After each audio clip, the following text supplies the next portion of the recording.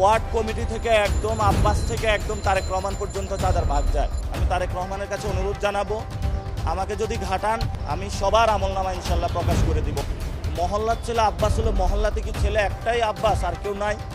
এজন্য আমরা বলবো যে মহল্লার আরও অনেক ভালো ছেলে আছে, আগামীতে ধানের শীষটা তাদের দিবেন, এইসব সন্ত্রাসীদেরকে আপনারা আর দিবেন না। আর আমি বলবো আমাকে শান্তিতে কাজ করতে দিন।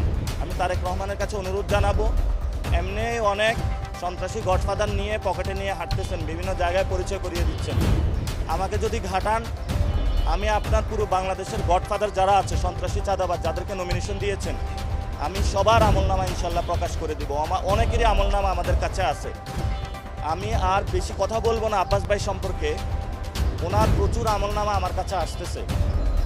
এবং এই যে বিভিন্ন যে পরিবহন সেক্টরে চাঁদাবাজিগুলো চলতেছে, আমার কাছে অনেকে মেসেজ পাঠিয়েছে, সায়দাবাদ টার্মিনালে কে চাঁদাবাজি করে, চাঁদার ভাগটা কই যায়?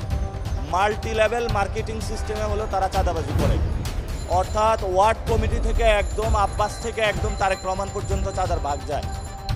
তা আমরা এই সকল কার্যক্রম বন্ধ করার জন্য অনুরোধ জানাচ্ছি।